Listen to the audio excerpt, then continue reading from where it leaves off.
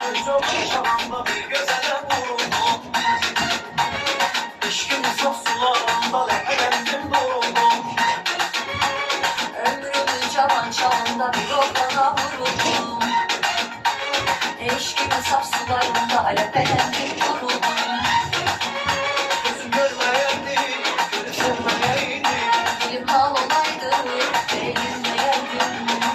Kurban tanrısına, düşmeşin belasına.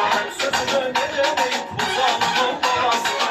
Kurban tanrısına, düşmeşin belasına. Ben sözümü nece diyeyim bu zalimin belasına. Bu ne bela, düştüm ne hala. Bu ne bela, düştüm ne hala.